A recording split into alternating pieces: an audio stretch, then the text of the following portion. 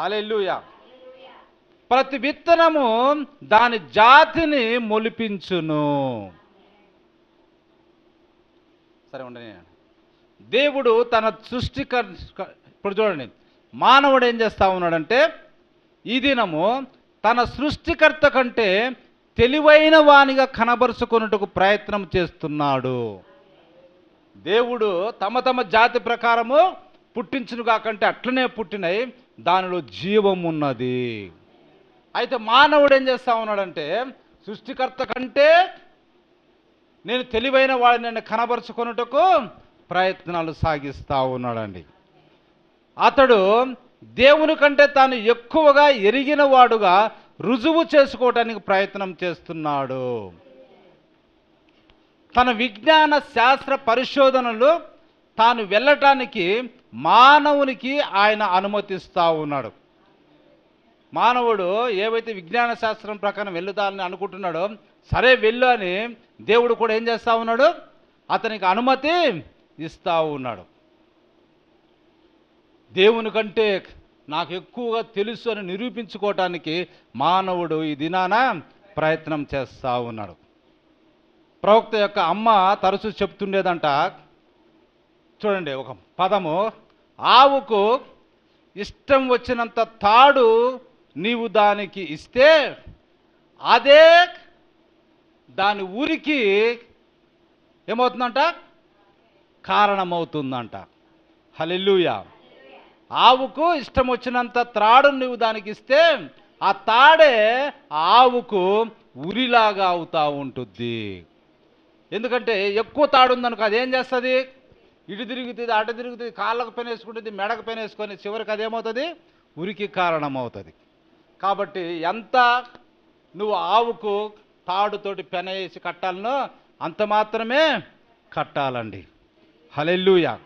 నేను చాలాసార్లు చిన్నప్పుడు అనుకునేవాడిని, గేదెలను ఆవులను ఎద్దులను చూడండి ఆ కింద భూమిలోనికి ఒక కర్రను నాటి గట్టిగా ఉంచి దానికి ఏం చేస్తారు, చిన్న తాడే మెడ ఎప్పుడు కిందుకొని ఉంచుకొనే ఉండేటట్టుగా చిన్న తాడు కట్టేస్తారు. అది మెడ ఇట్లా ఫ్రీగా ఎత్తి ఉండటానికి అవకాశం లేకుండా కొంచెం మాత్రమే పైకి ఎత్తేటట్టుగా తాడు కట్టేవాళ్ళు.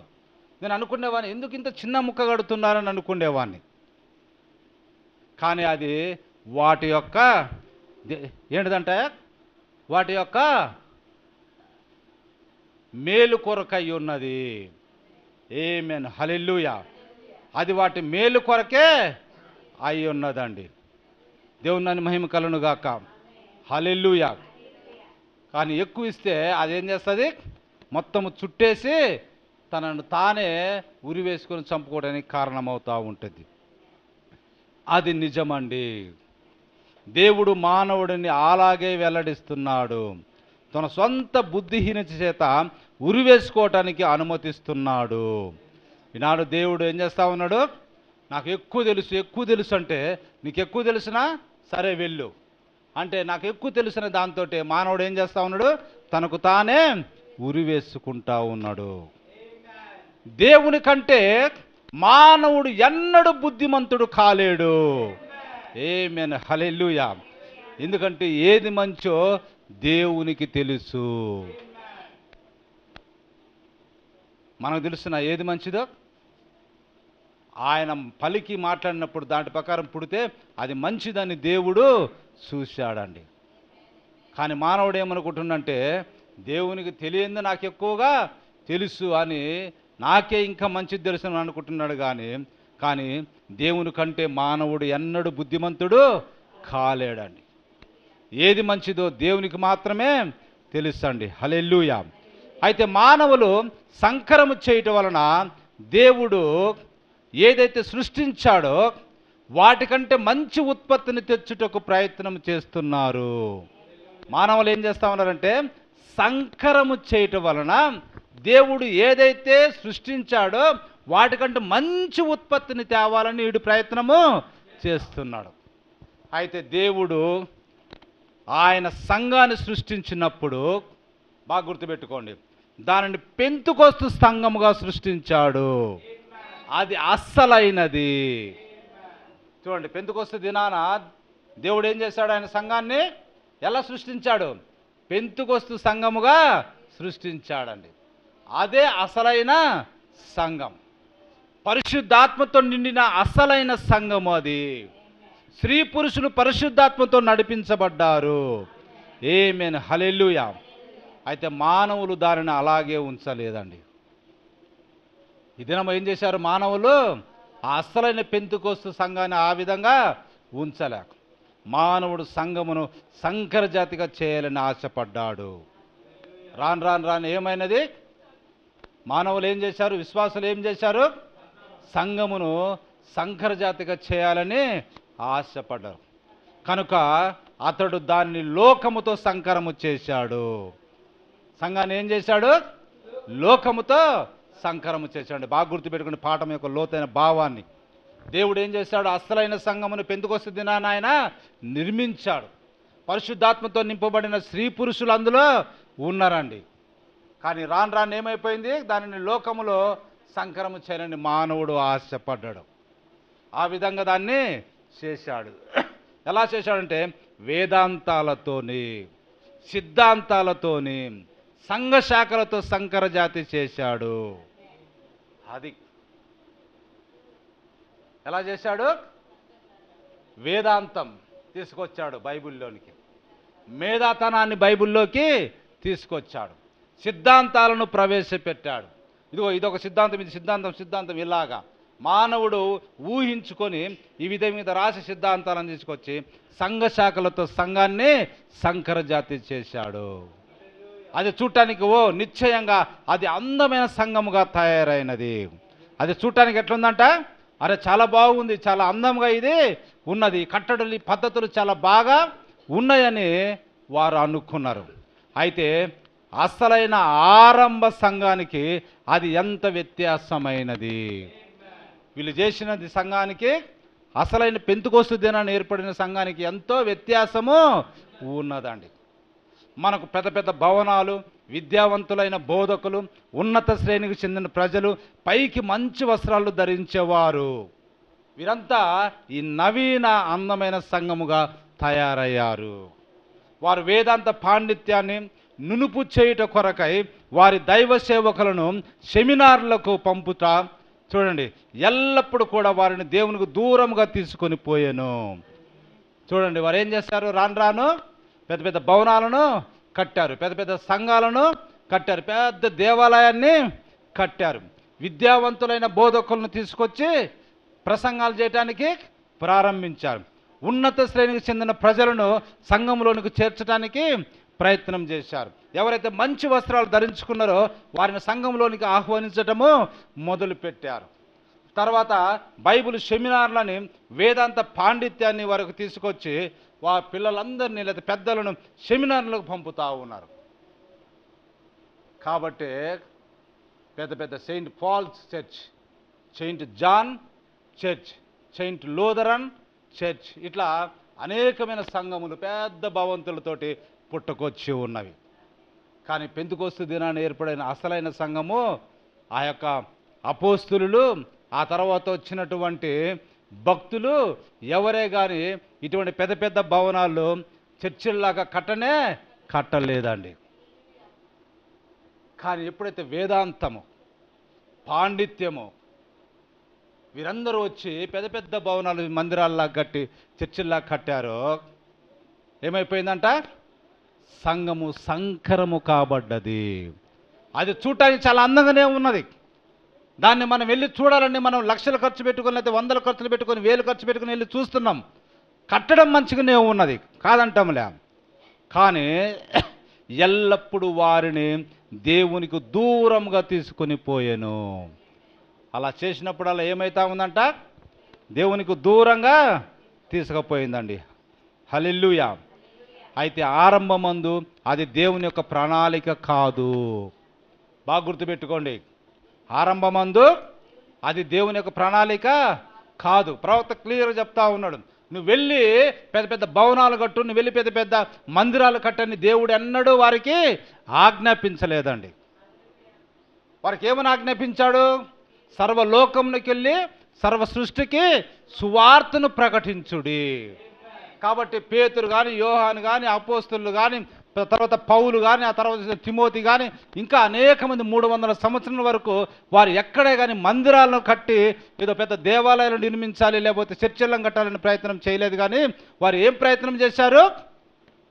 సువార్తను ప్రకటించుటకే ప్రయత్నించారు. ఇంటింట కూడి దేవుణ్ణి స్తుతిస్తూ రొట్టె విరచడానికి ప్రయత్నం చేశారు.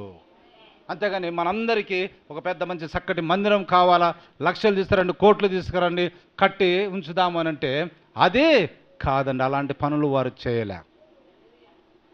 సంకరము కాబడలే అప్పుడు సంఘము. హల్లెలూయా. బాగా గుర్తుపెట్టుకోవాలి. సువార్తను ప్రకటించారు.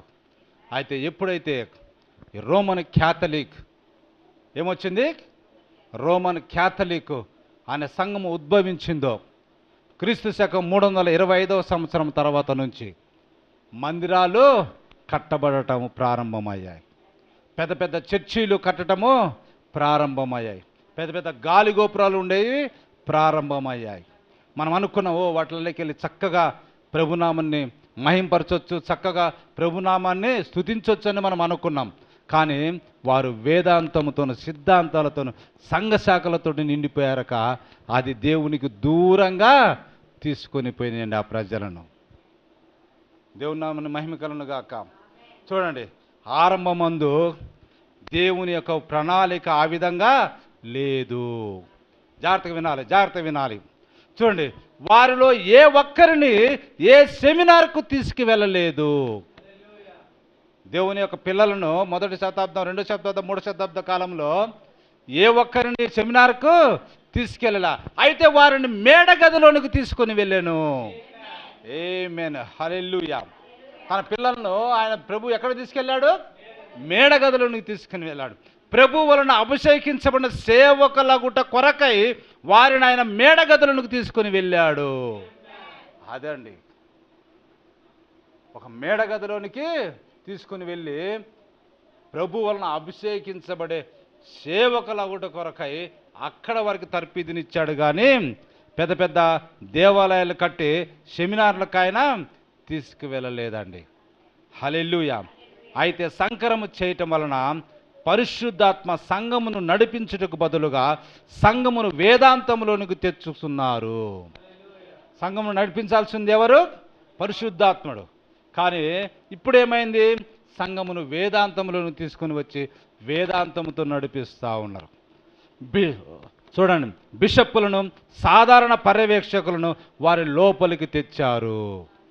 ఆ తర్వాత ఏమొచ్చేసింది? వారికి బిషప్పులు, ఆర్చ్ బిషప్పులు, పెద్దలు, ఇటువంటి వారు సంఘాన్ని నడిపించడానికి ముందుకు వచ్చినట్టుగా మనం చూస్తూ ఉన్నాం. కానీ అంతకుముందు ఏమున్నదంట?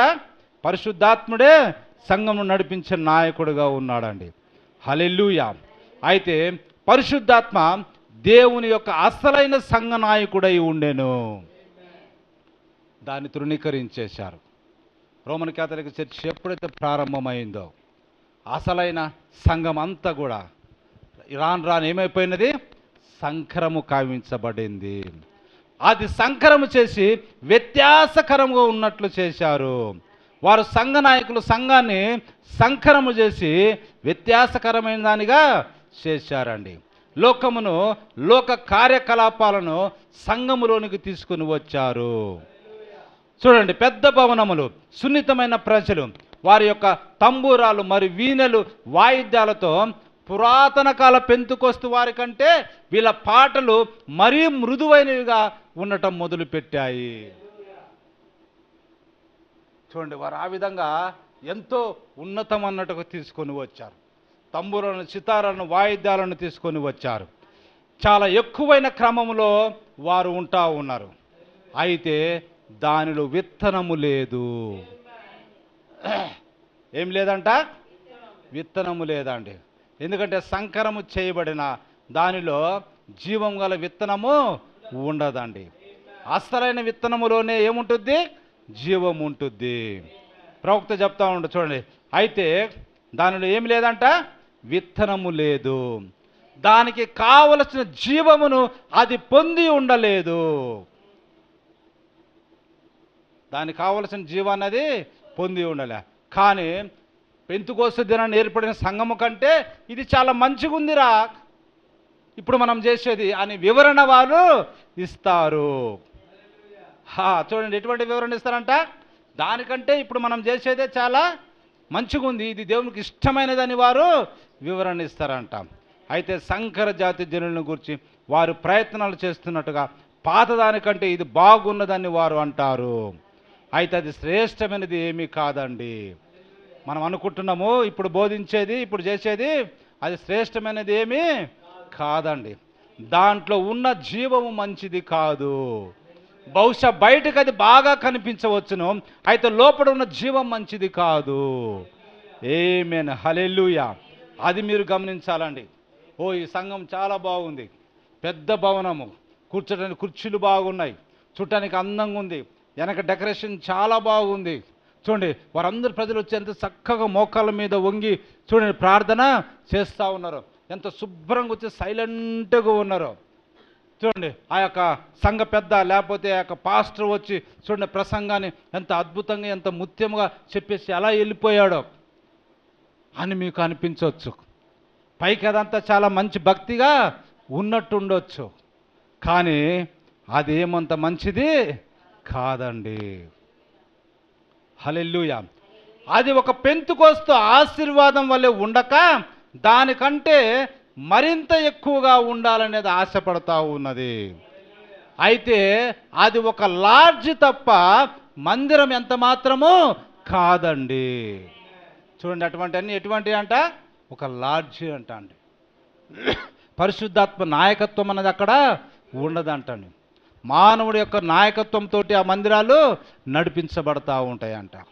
కాబట్టి అటువంటివి గొప్పగా ఉన్నా కానీ వాటిని మనము విడిచిపెట్టాలండి. హల్లెలూయా. ఎందుకంటే పండితులు వారి బోధకులై ఉన్నారు. అటువంటి మందిరములలో వచ్చి బోధించే వాళ్ళు ఎవరు?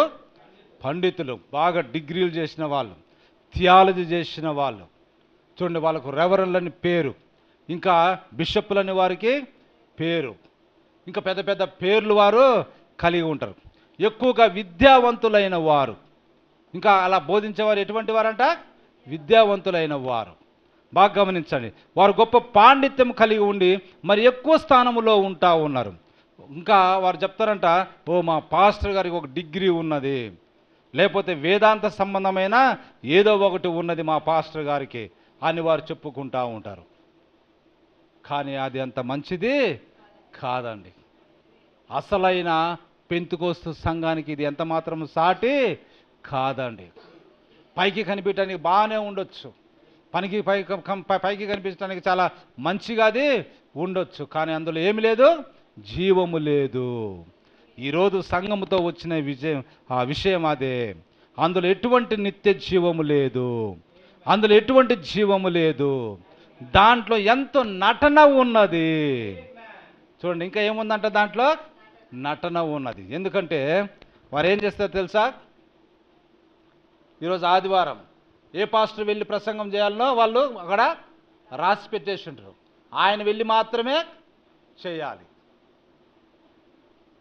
అంటే ఇప్పుడు ఎవరి నాయకత్వంలో నడుస్తున్నది? అది మానవుని యొక్క నాయకత్వంలో నడుస్తూ ఉంది. అందులో ఎటువంటి జీవము లేదు, దాంట్లో ఎంతో నటన ఉన్నది. వారు ఒక ఉన్నత శ్రేణి ప్రజలని వారు దాన్ని పిలుచుకుంటారు. వారు ఏమంటారు తెలుసు, మా మందిరం, అసలు మా మందిరం వచ్చే ప్రజలు నిష్ఠ గరిష్టంగా ఉంటారు. ఎలా ఉంటారు మా యొక్క పిల్లలు? ప్రార్థన చేస్తే 12 గంటల దాకా అసలు లేరండి, చాలా నిష్ఠాగరిష్టంగా ఉంటాం మేము అని వారు అంటారు. కానీ దాంట్లో జీవము లేదండి. అందమైన భవనాలు, ఎంతో పాండిత్యం పొందిన బోధకులు, అయితే క్రొత్తగా జన్మించి శిశువులను తిరిగి ఉత్పత్తి చేయుటకు అక్కడ అందులో జీవము లేదు. ఆమేన్, హల్లెలూయా. అయితే కొత్తగా జన్మించిన శిశువులకు తిరిగి ఉత్పత్తి చేసే జీవం అక్కడ లేదండి. వారి మందిరంలో అనేకులు ఉండొచ్చు, చాలామంది రావచ్చు, కానీ వారిలో జీవము లేదండి. ఏ సంఘమైనప్పటికీ దాని ఆరంభ పునాదిని విడిచిపెట్టినప్పుడు అది తిరిగి వచ్చుటకు ఎన్నడూ అది మొలుసుటకు సామర్థ్యము కలిగి ఉండదు. ఆమేన్. చూడండి, ఏ సంఘమైనా ఆరంభ పునాదిని విడిచిపెట్టినట్టయితే, ఆరంభ పునాది ఏది? పెంతుకొస్తు దినం, అపోస్తులు వేసిన పునాది. దానిని విడిచిపెట్టినవి అయితే ఇది మొలకెత్తటానికి కానీ తిరిగి వచ్చటానికి సామర్థ్యము ఉండదండి. నీకు ఎంతైనా ఉండొచ్చు నీ మందిరం గురించి అదే నుంచి, కానీ ఆ ఆరంభ పునాది, ఆది అపోస్తులు వేసిన పునాది దాటి నువ్వు బయటకు వచ్చి ఏమీ చేయలేవండి. అదెంతో మంచిగా కనిపించినా కానీ అందులో జీవం అన్నది లేదు. ఇప్పుడు చూడండి, చిన్న ఉదాహరణ. దేవుడు లూథర్ను పంపించాడు, మార్టిన్ లూథర్ను పంపించాడు. అతడు ఒక ఉజ్జీవాన్ని కలిగి ఉన్నాడు. ఆ ఉజ్జీవంతో ఉంటే లోకం అంతటిని కూడా తన వాక్యంతో తుడిసివేశాడండి. హల్లెలూయా. అతడు సమస్తాన్ని తుడిసివేసేసాడు. అయితే చివరికి ఏం చేశాడు? క్యాథలిక్ వారు చేసినట్టుగానే ఈ యొక్క లూథరన్ సంఘాన్ని కూడా సంకరము చేశాడు. చివరికి ఏమైనది? వాళ్ళు కూడా ఒక సంస్థగా మారిపోయింది. ఎప్పుడైతే ఆ యొక్క లూథరన్ సంఘం సంస్థగా మార్చాడో ఇక అది తిరిగి లేవలేదండి. అది తిరిగి లేవలే. ఆ తర్వాత ఎవరు వచ్చారు? జాన్ వెస్లీ వచ్చాడు. లూథర్ తర్వాత ఎవరు వచ్చారు? జాన్ వెస్లీ వచ్చాడు. ఆయన వచ్చి ఏం చేశాడు? ఒక ఉజ్జీవాన్ని తీసుకొచ్చి లోకమంతటిని ఆయన కూడా తుడిసివేసిండు. కానీ చివరికి అతను ఏం చేశాడు? తిరిగి లూథర్ చేసిందే చేశాడు. తిరిగి మెథడిస్ట్ చర్చ్, జాన్ వెస్లీ యొక్క మెథడిస్ట్ చర్చ్ తిరిగి లేవలేదండి. హల్లెలూయా. ఆ తర్వాత బాప్టిస్ట్ అని అదని ఇదని ఎన్నెన్నో వచ్చినాయి.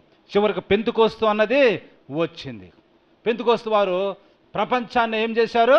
ఒక మూలకు ఊడ్చేసినట్టుగా వారి యొక్క ఉద్యమం ఆ విధంగా వచ్చేసింది. కానీ చివరికి వారు కూడా ఏమైనారు? వారు కూడా సంస్థగా మారిపోయారు. వారు కూడా ఆ యొక్క పెంతెకోస్తు సంఘాన్ని లోకంతో సంకరము చేసేసారు. లోకంలో ఉన్న కార్యకలాపాలన్నిటిని మెల్లిమెల్లిగా లోపలికి అనుమతించారు. మొదట వద్దనుకున్నారు, కానీ తర్వాత అన్నిటినూ అనుమతించారు. ఏదైతే అది లేఖనాల ప్రకారం లేదని బయటకు తోసివేశారో రాను మళ్ళా బయటకు తోసివేసిన ఆ యొక్క లోక పద్ధతులన్నిటిని మళ్ళీ సంఘంలోనికి తీసుకొని వచ్చారండి. మళ్ళీ అది తిరిగి పడిపోయింది. అందులో జీవము ఇంకా లేదండి. హల్లెలూయా. దేవుని మహిమ కలుగును గాక. ఎందుకంటే మనం ఏం చెప్పుకుంటామన్నామో, లోకములో సంక్రము కాబడ్డది సంఘం. సంఘము లోకముతో ఏమైపోయింది? సంక్రము కాబడదండి. ఏ విషయమైనా చూసుకో, సంఘంలో మొత్తం లోక సంబంధమైన ఆచార వ్యవహారాలతోటి ప్రజలు నిండిపోతూ ఉన్నారు. ఇక్కడ ఎన్నంతసేపు వింటారు, బయటికి పోయి లోకం యొక్క ఆచార పద్ధతులు మాత్రమే చేస్తూ ఉంటారు. చూడండి, అదేం చూపిస్తుంది? దానిలో జీవము లేదండి. పైకి చాలా ముస్తాబాగా ఉండొచ్చు, చాలా మంచిగా ఉండొచ్చు, ఎంతో ప్రార్థన చేస్తుండొచ్చు, కానీ దాంట్లో జీవము లేదండి. అయితే బాగా గుర్తుపెట్టుకోండి, గుర్రము ఒక వ్యత్యాసకరమైనది. అది మంచి జాతికి చెందినది. అది అసలైన జాతి గుర్రము. ఒక అసలైన జాతి గుర్రము ఎట్లుంటుందంటే ఎంతో సాధువుగా మరి చక్కగా ఉంటుంది. ఎక్కడికి వెళ్ళాలన్నా అది గంతులు వేయచ్చు వెళ్ళాలనుకుంటుంది.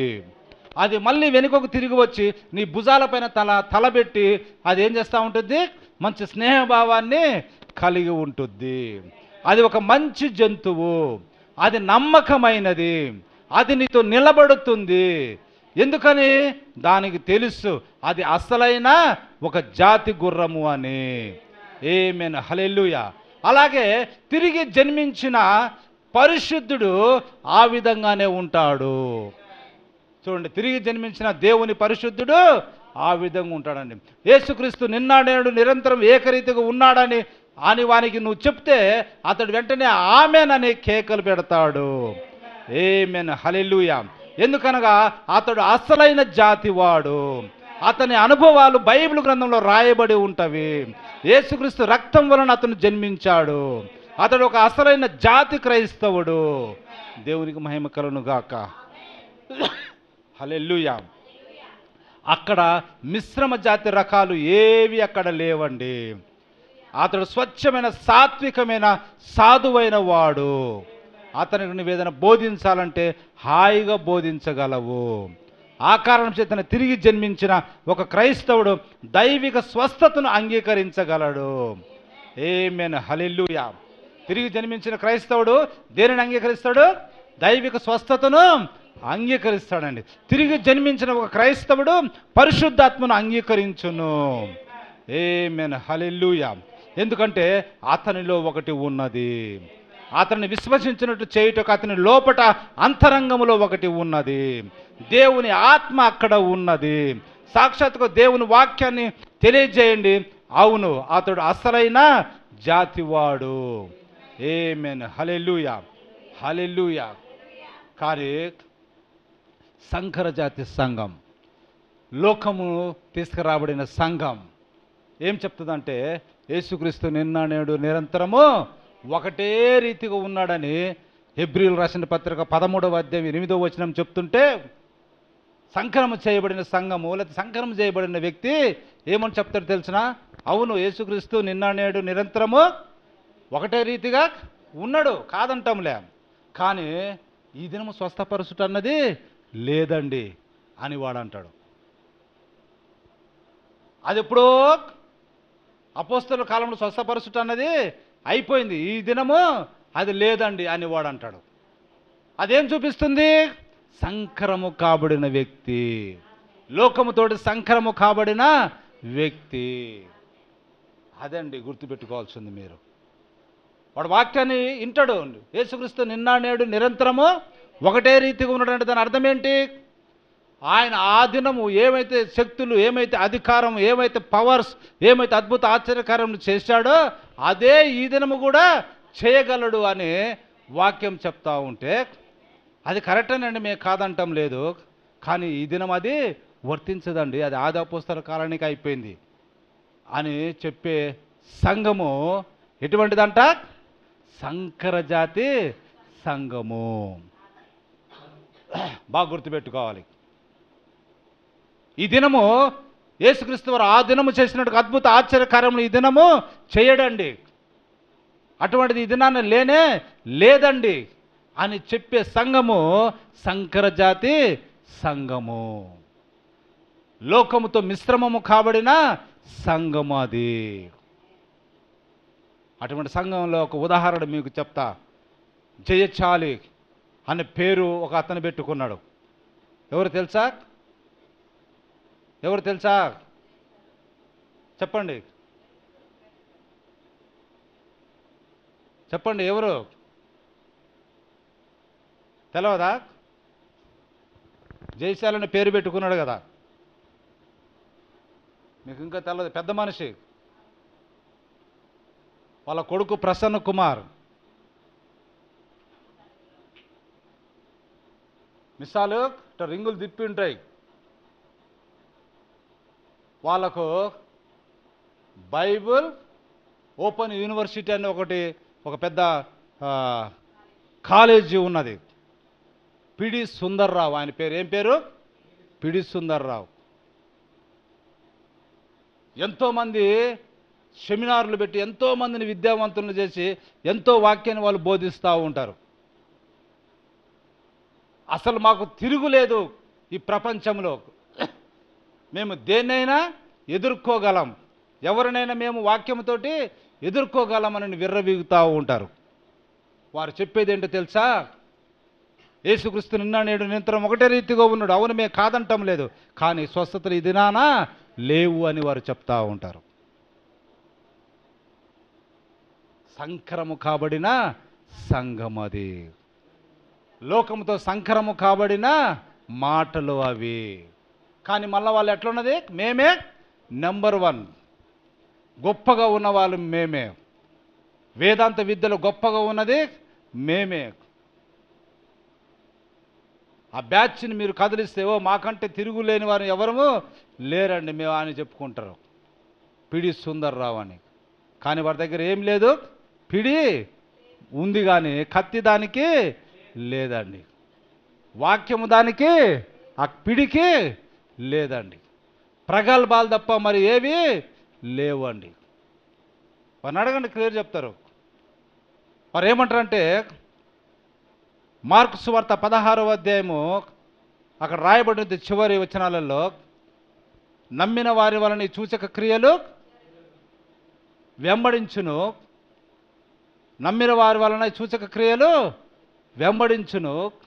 చూడండి, వారు దెయ్యములను వెళ్ళగొట్టదు, రోగులను స్వస్థపరచుదు, మరణకరమైతే తాగినను వారికి ఏమి హాని జరగదు. అలా రకరకాలుగా పవర్స్ అని ప్రభు ఇచ్చాడు. కానీ వీరు ఏం చెప్తారంటే, ఈ దినాన అవేవి పని చేయవండి. అవి ఎప్పుడూ అపోస్తలుల కాలం వాళ్ళకి ఇవ్వబడ్డాయి, మీకు ఇవ్వబడలే. అటువంటి ఎవడన్నా చేయగలిగితే వచ్చి నా ఎదుట ఇప్పుడే చెయ్యి అని సవాలు విసురుతూ ఉంటారు ఈ పిడి సుందర్రావు బ్యాచ్. వీడు సవాలు విసిరి నా ముందు చేయంటే చేయటానికి ఏమన్నా దేవుడు ఏమన్నా పిచ్చివాడా? ఆ దినములలోనే పరిసయ్యులు, సద్దుకయ్యులు, శాస్త్రులు కొందరు వచ్చి, అయ్యా మీ బోధకులు వారిని ఒక సూచన క్రియ మాకు చేసి చూపిస్తే మేము నమ్ముతామన్నారు. కానీ వారి మాటలను బట్టి ఆయన ఏమీ చేయలేదండి. హల్లెలూయా. అది ఎవరికి జరగాలనో జరుగుద్ది. విశ్వసించిన వానికి అసాధ్యమైనది ఏది లేదు. హల్లెలూయా. సంకరము కాబడిన సంఘం, దాని గురించి నేను చెప్తాను, బాగా వినండి. హల్లెలూయా.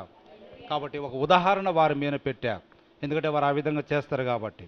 ఏంటిది సంకరం అంటే ఏంటిదయా అని మీరు అంటారేమని దానికి చెప్పాను. సంకరం ఏ విధంగా కాబడతా ఉన్నాయని. ఇంకా చూస్తే అట్లా ఈ లోక పండగలన్నిటిను, ఈ లోక సంబంధ పండగలన్నిటిని మందిరంలోనికి తీసుకొని వచ్చి, సంఘంలోనికి తీసుకొని వచ్చి, ఈ క్రిస్మస్ పండుగ రోజున ఆ యొక్క చెట్లు అని, అటుపోతే క్రిస్మస్ తాత అని, ఆ ట్రీలని, లేకపోతే లైట్లని, ఆ బల్బులని, ఇవన్నీ కూడా ఏమైనవి? సంఘము లోకముతోటి సంకరము కాబడ్డవి. అవన్నీ పరిశుద్ధ గ్రంథములు ఎక్కడా ఉండవండి. కానీ అవన్నీ ఏమైనాయంట? సంకరము కాబడ్డది. కాబట్టి అటువంటి సంఘములలో జీవము లేదు. క్యారల్స్ ఎక్కడున్నాయండి? క్యారల్స్ అన్నవి లేవు. క్రిస్మస్ తాత టోపీల ఎర్ర అంగి అదంతా ఏంటిది? అది అన్నాడు లేదండి. అసలు క్రిస్మస్ పండగ అనేది ఆది అపోస్తలుల కాలంలో 300 సంవత్సరాల వరకు ఎవరు చేసింది లేదు. అసలు డిసెంబర్ 25వ తారీఖున యేసుక్రీస్తు యొక్క పుట్టినరోజు అని ఎక్కడ డిక్లరేషన్ అనేది ఉండదు. కానీ అవన్నీ దినాన రోమన్ క్యాథలిక్ సంఘం ద్వారా లోకములోనికి, లేదా మందిరంలోనికి, సంఘములోనికి జొప్పించబడ్డాయి. కాబట్టి నేను చెప్తున్నా, సంఘం ఏమైనది? లోకముతో సంకరము కాబడ్డది. 2 జాతులు ఏమైపోయినాయి? మిశ్రమైనాయి. ఇప్పుడు చూడండి, నోవాహు దినములలో నరుల కుమార్తెలు చక్కని వారని దేవుని కుమారులు చూసి తమకు నచ్చిన వారిని ఏం చేశారంట? తీసుకుని వెళ్ళి వారు ఆ యొక్క వివాహం చేసుకోబట్టమో, లేకపోతే కొనిపోబట్టమో, లేకపోతే ఉంచుకున్నారని ఇంకా బైబిల్లో ఉంటుంది క్లియర్గా. ఇంగ్లీష్ బైబిల్లో ఏమని ఉంటుంది? ఉంచుకున్నారంటే తమ భార్యలుగా, లేకపోతే ఉంపుడు గత్తెలుగా ఉంచుకోవటం వల్ల వారికి పుట్టిన పిల్లలు ఎటువంటి వారు? బలాఢ్యులు, పేరొందిన సూరులు, నెఫీలులు అనే పేరుతోటి వారు ఆ దినాన పిలువబడ్డారు. ఎందుకు? నరుల కుమార్తెలు దేవుని కుమారుల యొక్క కలయిక, అది అపవిత్రమైన కలయిక, సంపర్కం వలన వారికి పిల్లలు పుట్టినప్పుడు వారు జాతి అంతా కూడా ఎటువంటి జాతి అంట? మిశ్రమ జాతి. కానీ దేవుడు ఏం చెప్పాడు? తమ తమ జాతి ప్రకారమే విత్తనములిచ్చి చెట్లు పుట్టునుగా, కంటే తమ తమ జాతి ప్రకారం పుట్టినాయి. అది దేవుడు మంచిదని చూశాడు. కానీ నోవా కాలంలోకి వచ్చాక ఏమైనది? సంకరము కాబడ్డది మనుషులలో. కాబట్టి దేవుడు చెప్పాడు, ఈ భూమి మీద నడుల చెడు ప్రవర్తన అంతా చెడిపోయి ఉన్నది. భూలోకము ఏమైపోయినది? దేవుని సన్నిధిని చెడిపోయినది. నరుల హృదయ ఆలోచనలు అంతా కూడా చెడ్డదై ఉన్నది. కాబట్టి వీళ్ళని ఒక్కళ్ళని కూడా నేను ఉంచాలని చెప్పేసి అందరినీ కూడా తుడిచివేసినట్టుగా చూస్తూ ఉన్నాం. ఎందుకంటే సంకరము కాబడిన సంఘాన్ని దేవుడు అస్సలు క్షమించడండి. ఎందుకంటే దాంట్లో జీవమే లేదు. ఏమైనా హల్లెలూయా. ఇప్పుడు కొంచెం ఉపయోగపట్టుకోండి.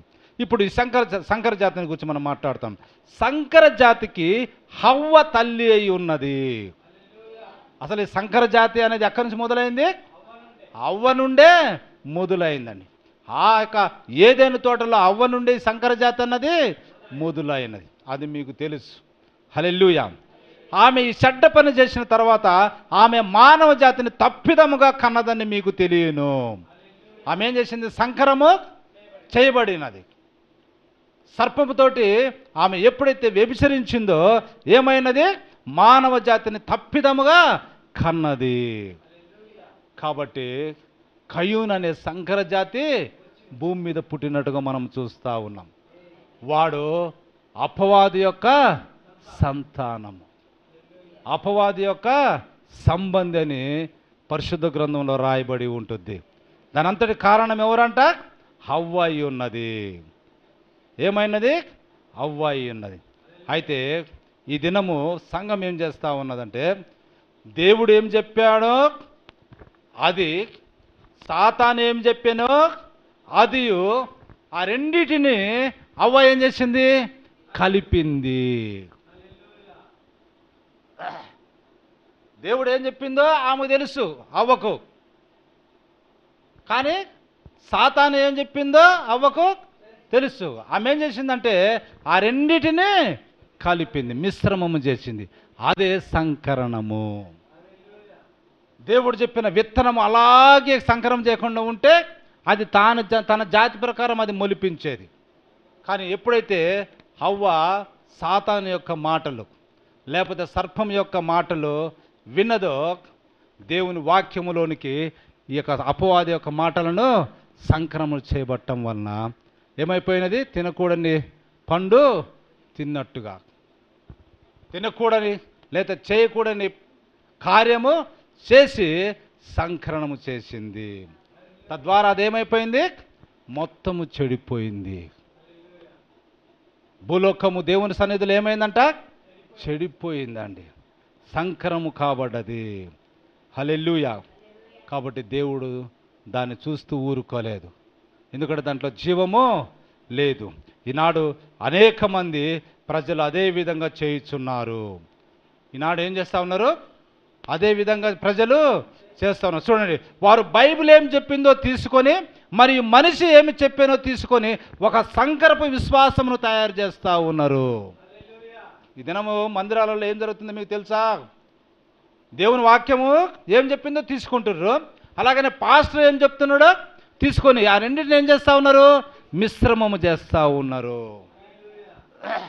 అయితే నిశ్చయముగా దానిలో జీవము లేదు. అది సచ్చిన ఒక సంకరపు విశ్వాసం. అది ఉదాహరణకు దానికి చెప్తా ఉన్నాకు. ఈయన కూడా గొప్పవాడే. ఈయన కూడా ఈ లోకంలో గొప్ప బోధకుడిగా పేరు పొందినవాడు, గొప్ప సంఘమునిగా ఉన్నవాడు, అగాపే అని పేరు పెట్టుకున్న చర్చలకు అధిపతి. అయినా ఎవరైనా? రంజిత్ ఓపీర్. దేవుని వాక్యం ఏం చెప్పిందో తీసుకుంటాడు, మనిషి ఏం చెప్పిందో వాళ్ళ సంఘము తీసుకుంటుంది. నువ్వు బొట్టు ఈ నుంచి దాగబెట్టుకో, ఏమీ కాదు అని ఏమని బోధిస్తూ ఉన్నాడు? నువ్వు పెట్టుకో, ఏమవుతుంది? వాళ్ళ సంఘం అంతా అప్పటి నుంచి ఏం చేస్తూ ఉన్నది? దేవుడు ఏం చెప్పిండో, బైబిల్ ఏం చెప్పిందో తీసుకుంటున్నారు, వారి యొక్క మనిషి రంజితోపురు ఏం చెప్పిండో తీసుకుంటున్నారు. లోకం పద్ధతులను తీసుకొని ఎక్కడికి వచ్చారు? ఇప్పుడు ఎక్కడికి వచ్చారు? సంఘములోనికి తీసుకొచ్చారు. ఇప్పుడు ఏం తయారవుతా ఉంది? సంకరపు విశ్వాసము. దానిలో జీవము లేదు. చచ్చిన ఒక సంకరపు విశ్వాసాన్ని తీసుకొని వచ్చారండి. ఇంకా చాలా చెప్తున్నారు ఆయన. అది చూసుకుంటే ఇది చూసుకుంటే ఏమి కాదు, ఏమవుతుంది అని ఎన్నో చెప్పిండు ఆయన. వారి యొక్క సంఘాలన్నీ కూడా ఆ మనిషి మాట తీసుకొని ఏమైపోయినవి? సంక్రముగాయించబడ్డవి. దానిలో జీవము లేదండి. దాంట్లో సంకరపు విశ్వాసం. దేవుడు ఏం చెప్పాడు? మీరు ఈ లోక సంబంధమైన ఏ ఆచార వ్యవహారాలను పరిశుద్ధ గ్రంథంలోనికి తీసుకొని రాకూడదు.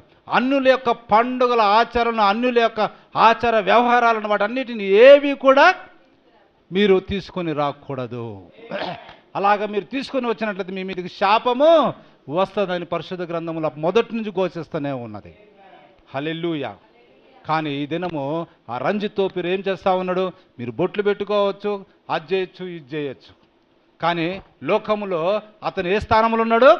గొప్ప పండితుడు, గొప్ప ప్రవక్తగా పిలువబడతా ఉన్నాడు, గొప్ప వేదాంత నాలెడ్జ్ కలిగిన వాడిగా పిలువబడతా ఉన్నాడు, గొప్ప సంఘాలను స్థాపించిన వ్యక్తిగా పిలువబడతా ఉన్నాడు. చెప్పాం కదా, వేదాంతంతో నిండిపోయింది, విజ్ఞానముతోటి నిండిపోయింది. కానీ దేవుని యొక్క అసలైన పెంతుకోస్తు దినాన్ని ఏర్పడినటువంటి ఆ పిల్లలు చదువుకున్నవారు కాదండి. వారు ఏ సెమినార్కు వెళ్ళి నేర్చుకోలే. వారు ఎక్కడికి వెళ్ళారని చెప్పాను? మేడగదిలోనికి వెళ్ళారు, పరిశుద్ధాత్మ అనుభవంతో బయటికి వచ్చారు. ఆమేన్, హల్లెలూయా. కాబట్టి వారు వాక్యానికి వ్యతిరేకంగా ఏ లోక కార్యంను కూడా తీసుకొని వాళ్ళు రాలే.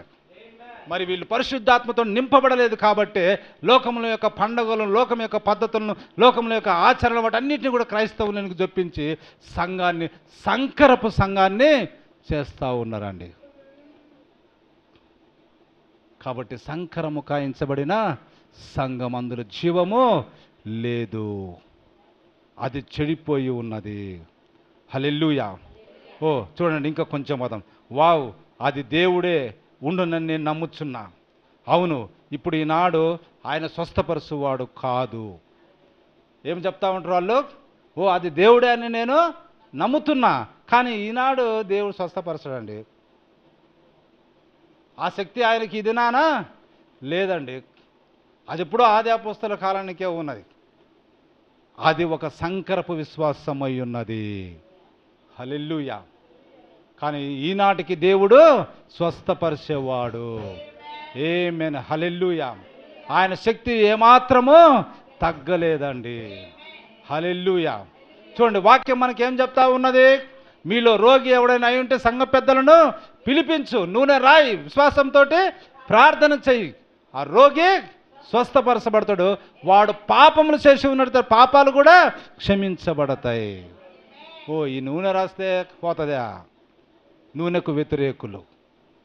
నూనె రాస్తే పోతుందా? అదే ఇది అని చెప్పేసి ఎన్నెన్నో సంకరపు మాటలు చెప్తా ఉంటారు. ఇప్పుడు అది కాదు, అది సంకరపు విశ్వాసమై ఉన్నది. వెనుక పెంతుకొస్తుంది నాన్న, పెంతుకొస్తు వారికి ఆయన పరిశుద్ధాత్మని ఇచ్చునని నేను నమ్ముదును. వారికి పెంతుకొస్తుంది నాన్న పరిశుద్ధాత్మను ఇచ్చాడు, దాన్ని నేను నమ్ముతున్నా. కానీ ఈనాడు మనకు పరిశుద్ధాత్మ దేవుడు ఇవ్వడు. ఇలా చెప్పే మాటలు ఒక సంకరపు విశ్వాసము. ఈనాడు చాలామంది కూడా పరిశుద్ధాత్మను నమ్మరండి. అలా నమ్మకుండా సంఘములు కొనసాగించే వాటిని ఏమంటామో? ఒక సంకరపు విశ్వాసము. దేవుని సేవ సంకరము చెంది మంచిగా లేదండి ఈ దినాన. దేవుని సేవ ఎట్లా అయిపోయినది? సంకరము చెంది లోకముతోటి కలిసిపోయి, లోక ఆచారంతో కలిసిపోయేది మంచిగా లేదండి. కాబట్టి దాని నుండి దూరముగా ఉండుము. తెలిసిన వాడు ఎవడైనా ఉంటే దాని నుంచి దూరముగా ఉండాలి. అది చెడ్డగా ఉన్నది, ఇంకా అది అనుమానములోనికి తెచ్చున్నది. ఇంకా ఎట్లా చేస్తూ ఉందంట? అది అనుమానంలోకి తీసుకొస్తూ ఉంటుంది మనల్ని. ఎట్లా అంటే చూడండి, ఏమని చెప్తా ఉంది? ఏమని చెప్తా ఉంది? మీరు స్వస్థపడినట్లు ఒకరినొకడు ప్రార్థన చేసుకొనుడి. బైబిల్ వాక్యంలో క్లియర్గా ఉన్నది. కానీ వీడేమనుకుంటుండు? నేను స్టేజ్ పైకి వెళ్ళినట్లయితే మరి స్వస్థత పొందవచ్చునేమో. మీ పాపములు క్షమించబడినట్లు ఒకరినొకరు ఒప్పుకొనుడి. హల్లెలూయా. కానీ వీడు ఆ విధంగా చేయడండి. అప్పుడేమవుతుంది? అది ఒక సంకరపు విశ్వాసము. సంకరపు విశ్వాసం అది మంచిది కాదండి. అది సంఘం యొక్క విశ్వాసము కాదండి. దేవుని మహిమ కలుగును గాక. ఏంటిదంటే అసలైన విశ్వాసము? నీవు మాట మాత్రము సెలవిమ్ము, నా దాసుడు బాగుపడును. అది అసలైన విశ్వాసం. కానీ మనం ఏం చేస్తూ ఉన్నామంటే ఇంకా యూదులు అడిగినట్టుగా అడుగుతూ ఉన్నాం. నువ్వు వచ్చి నా కుమార్తె మీద చేతులు పెట్టితేనే నా కుమార్తె బాగుపడుతుంది, స్వస్థపడుతుంది. అది యూదుల విశ్వాసం. కానీ అన్యుల యొక్క విశ్వాసం ఎటువంటిది? నువ్వు మాట మాత్రము సెలవి, నువ్వు నా ఇంటికి రావాల్సిన అవసరము లేదు, అటువంటి యోగ్యుడిని నేను కాను. కానీ ఒక మాట మాత్రం సెలవిస్తే ఆ మాట విత్తనములిచ్చు చెట్లను మొలిపించును. ఆమేన్, హల్లెలూయా. అది ఎవరు అడిగారు? ఒక అన్యుడు అడిగాడు. యూదుల యొక్క నమ్మకం ఏంటి? వారి ప్రవక్తలు వచ్చి చేతులు పెట్టి ప్రార్థిస్తేనే బాగుపడతారని యూదుల యొక్క నమ్మకం. ఆ షూనేమీయురాలి యొక్క కుమారుడు చనిపోయినప్పుడు ఎలీషా ఏం చేశాడు? గేహజీతో అరే నా దండం తీసుకుని నువ్వు పరిగెత్తికెళ్ళి వాడి మీద పెట్టురా అంటే ఆడు వెళ్ళిపోయాడు. కానీ ఈమె మాత్రము ఆయన్ను వదలలే. ఎందుకంటే వారు ఎవరు? షూనేమీయురాలు. ఆమె యొక్క ఉద్దేశం అంతా ఏ విధంగా ఉన్నది? ఈయన వచ్చి చేస్తేనే అవుతుంది. ఆడ దండం తీసిపోయి ముందు పెట్టిన ఆ దండం వల్ల ఏ ప్రయోజనము కలగలేదు. ఎందుకంటే ఆమె విశ్వాసం ఎట్లా ఉన్నది? ఈ విధంగా ఉన్నది. ఈయన వస్తేనే నా కుమారుడు బ్రతుకుతాడు. కాబట్టి నీ విశ్వాస ప్రకారము అలాగు జరుగునుగాక. పరిశుద్ధ గ్రంథంలో అదే ఉంటుంది, నీ విశ్వాసమే నిన్ను స్వస్థపరిచింది. నువ్వు మాట మాత్రం సెలవిమ్ము అనే విశ్వాసము నువ్వు వ్యక్తపరిచావా, దాని ప్రకారం ఏమైనది అలాగే జరిగింది. నా కుమార్తెకు నువ్వు చేతులుంచి ఉంటేనే బాగుపడుతున్న విశ్వాసం ఉంచావా, అలాగని చేతులు ఉంచితేనే ఆమె బాగుపడింది. హల్లెలూయా, హల్లెలూయా. కాబట్టి మన విశ్వాసము దేవుడు ఏమి చెప్పిందో అదే సత్యమైనది. మన విశ్వాసం ఎట్లా ఉండాలంట? దేవుడు ఏం చెప్పిందో అదే సత్యమైనది, దానితోనే మనం నిలిచి ఉండాలి. ఆమేన్, హల్లెలూయా, హల్లెలూయా. దేవుని మహిమ కలుగును గాక. హల్లెలూయా. అయితే చూడండి, ఎప్పుడు కూడా ప్రభు చేత సంకర జాతికి చూడండి ప్రభు యొక్క ఉద్దేశాలను, ప్రభు యొక్క వాక్యాన్ని మనం ఎన్నడూ మిశ్రమము చేయకూడదు. ఎందుకంటే మనం ఎన్నడూ మిశ్రమము చేయకూడదండి. ఇంకా మీకు తెలుసు, రాంబాబు అని ఒక పాస్టర్ ఉంటాడు. ఆయన కూడా పెద్ద పాస్టరే. ఆయన ఏం చేస్తాడు? ఇప్పుడు సంక్రాంతి రానియండి, ఎద్దుల బండ్లు కట్టి ఎద్దుల పోటీలు నిర్వహిస్తాడు. ఉట్లు కట్టి మరి ఉట్లను కొడతారండి. రంగులు చల్లి మరి రంగులతోటి హోలీ ఆడతారండి. మరి ఆయన కూడా ఏంటిది? దేవుని వాక్యం బోధించే సేవకుడు. సంఘమంతా ఏమైతా ఉన్నది? లోకముతోటి సంకరణము చేయబడతాడు, మిశ్రమము చేస్తూ ఉండు. దేవుడు దాన్ని వదిలిపెట్టాడండి, దేవుడు దాన్ని వదిలిపెట్టాడండి. హల్లెలూయా. కాబట్టి దేవుడు ఏం చెప్పాడంటే, ఆవగింజ విశ్వాసం గలవారైతే ఏం చెప్తా ఉండే మనల్ని? ఆవగింజ. ఎందుకంటే ఆవగింజ దేనితోనూ కలవదు. ఆవగింజ అస్సలైన ఆవగింజ, దానిని నువ్వు మిశ్రమము చేయలేవు. ఆమేన్, హల్లెలూయా. ఎందుకంటే ఏ యొక్క విత్తనాన్నైనా నువ్వు సంక్రమణ చేసి కొత్త వంగడాలను, కొత్త జాతిని నువ్వు పుట్టించవచ్చు. కానీ ఆవగింజను మాత్రము నువ్వు కొత్త వంగడాలను సృష్టించడానికి వీలు లేదండి. హల్లెలూయా. దేవుని మహిమ కలుగును గాక. ఈ దినము చూడండి, మనం జామ చెట్టుని తీసుకుందాం. దాన్ని వాళ్ళు ఏం చేశారు? సంక్రమం చేసి ఇంత చెట్టు ఉండగానే విరగ్గాస్తూ ఉంటుంది. ఇంత చెట్టు ఉండగానే విరగ్గాస్తాం, కానీ దాంట్లో జీవం ఉండదండి. దాంట్లో నుంచి విత్తనములు వస్తాయి కదా, ఆ విత్తనాలకు జీవము ఉండదు. మళ్ళీ అసలైన చెట్టుకు అంటుగట్టి మళ్ళీ తీసుకొచ్చి అమ్ముతూ ఉంటారు. కాబట్టి అసలైన చెట్టు ఎక్కడో చోట తప్పక ఉండాల్సిందే. అలాగే కొబ్బరి చెట్టుని మీరు తీసుకోండి, అది ఎంతో ఎత్తుకి ఎదిగి 20 సంవత్సరాలు అయిన తర్వాత ఏమో కాయలు అన్నది వస్తాయి. కానీ ఇదిన 3 సంవత్సరాలకే ఇంత చెట్టు కాగానే కింద మొత్తం గుంపులు గుంపులు కొబ్బరికాయలు కాస్తూ ఉన్నాయి. ఏమైంది? మానవుడు దేవుడు చేసిన సృష్టి కంటే మరి ఎక్కువగా నాకు తెలుసని నిరూపించుకోవటానికి చేస్తూ ఉన్నాడు. కానీ దాంట్లో ఏం లేదంట, జీవము లేదు. ఎందుకంటే మళ్ళీ అటువంటి చెట్టు నీకు ఒకటి కావాలంటే అసలైన దానికి నువ్వేం చేస్తున్నావు? సంక్రమం చేస్తూ ఉన్నావు. ఆ రెండింటికి పుట్టిన ఆ చిన్న మొక్కను తీసుకొచ్చి నువ్వు ఇక్కడ ఏం చేస్తూ ఉన్నావు? దానికి నీరు పోసి ఎరువేసి పెంచుతున్నావు. కానీ దీనికి పుట్టిన కొబ్బరికాయ, లేకపోతే దీనికి పుట్టినటువంటి ఆ జామకాయలు ఉంటే విత్తనాలు ఉంటాయి చూడు, అవి ఏమాత్రము మొలకెత్తలేవండి. దేవుని మహిమ కలుగును గాక. ఎందుకంటే దాంట్లో జీవం ఉండదు, తినడానికి మాత్రమే పనికి వస్తుంది అది. హల్లెలూయా. దేవుని మహిమ కలుగును గాక. కాబట్టి ఆవగింజను నువ్వు మిశ్రమము చేయలేవు. దేవుని ఆత్మ ద్వారా జన్మించిన మనుష్యులు దేవుని కుమారులు కుమార్తెలై ఉన్నారు. వారు లోకంతో మిశ్రమము కాలేరు. వారు సంకర జాతి కాదు. వారు దేవునితో నిలిచి ఉంటారు. వారు ఆయన కార్యక్రమంతో నిలిచి ఉందురు. వారు ఆయన ఆత్మతో నిలిచి ఉందురు. వారు సంకర జాతి మనుషులు కాదు. ఆమేన్, హల్లెలూయా. ఈ లోకం యొక్క చెత్తను వారు కోరుకోరు. పెద్దవైన ఇతర సంఘాల వలె వారు ఎంత మెరుపుదిద్దినట్టుగా ఉండినను, ఎంత గొప్పగా ఉండినను దానికి ఆకర్షింపబడరు. ఆమేన్, హల్లెలూయా. దేవుని మహిమ కలుగును గాక. వారి విశ్వాసమును రవ్వంత కూడా తగ్గించలేరండి. ఆమేన్, హల్లెలూయా, హల్లెలూయా, హల్లెలూయా. కాబట్టి సంకరపు చెత్త పదార్థంతో నిండిన సంఘాలకు పోవద్దండి. అది సరైనది కాదు. తుదకది దాని అంతమునకు వచ్చును. అది తిరిగి అసలు లేవనే లేవదు. అది తిరిగి వెళ్ళే స్థితిలోనికి అది ఎన్నడూ ఉండదండి. ఎందుకంటే అది సంకర జాతి ఆగును, అది సమాప్తమైపోగును. ఆమేన్, హల్లెలూయా, హల్లెలూయా.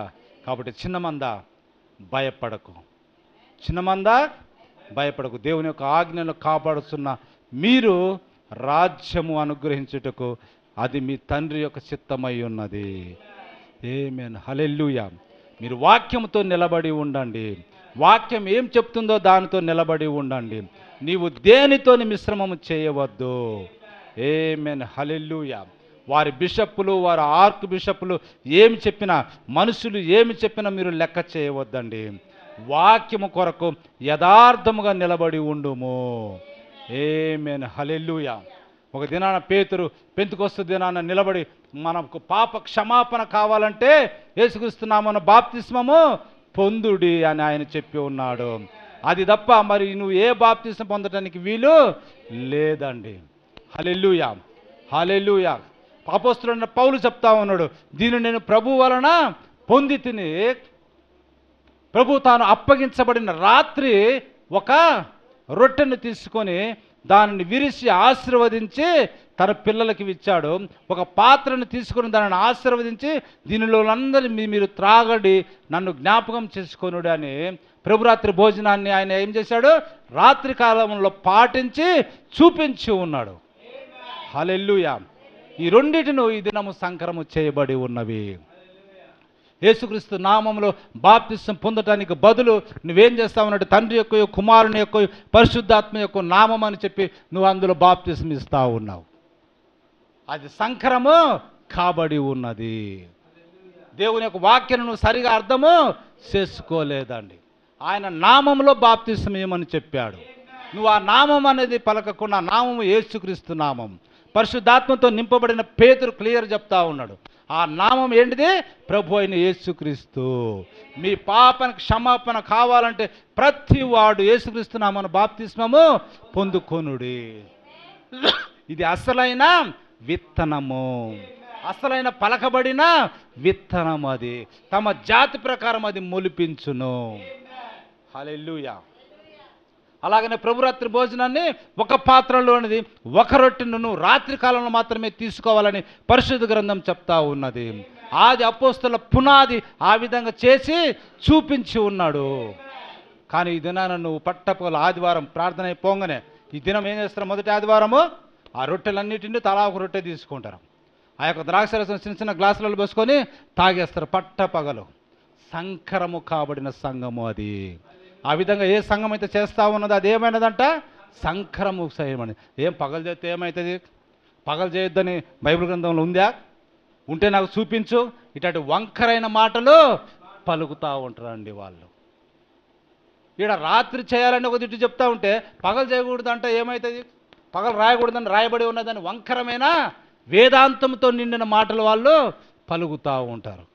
వారు వేదాంతముతోటి ఆలోచన చేస్తారు కానీ పరిశుద్ధ గ్రంథాన్ని వారు ఎన్నడూ చూడరండి. కాబట్టి ఈ దినములు ఉన్న సంఘములన్నీ ఎట్లా ఉన్నాయని వాక్యం చెప్తా ఉంటే గుడ్డిది దిగంబరిది అయి ఉన్నది. వాక్యాన్ని చూడలేనటువంటి దిగంబరి అయి ఉన్నది. అసలు వాక్యమైన వస్త్రమేతోటి కప్పబడకుండా అది దిగంబరిగా ఉండి గుడ్డిదై ఉండి పైకి ఏమనుకుంటుందంటే నా కళ్ళు బాగా కనిపిస్తున్నాయి, నేను వస్త్రాన్ని బాగా కట్టుకొని ఉన్నవా, నాకు వాక్యం బాగా ఉన్నదని అనుకుంటున్నాయి కానీ గుడ్డిది, దరిద్రుడివి, దౌర్భాగ్యుడివి, దిక్కుమాలిన వాడవని ప్రభు చలవిస్తూ ఉన్నాడు.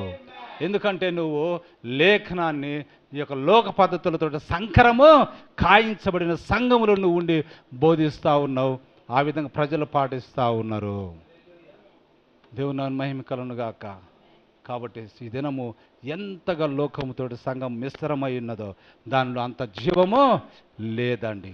ఈ విషయాలను మీరు గుర్తుపెట్టుకొని లోకం యొక్క పద్ధతులను పరిశుద్ధ గ్రంథంలో రాయబడిన నియమాలకు ఎట్టి పరిస్థితుల్లో కూడా మిక్స్ చేసి పర్వాలేదులే అని మన జీవితాలను మనము వెళ్ళకూడదండి.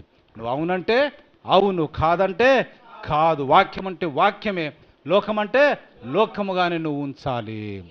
అవలాగా నువ్వు దేవుని మాటను తీసుకొని అపవాది యొక్క మాటను తీసుకుని రెండింటిని మిక్స్ చేసినట్లయితే చెడ్డతరము పుట్టి ఉన్నదండి.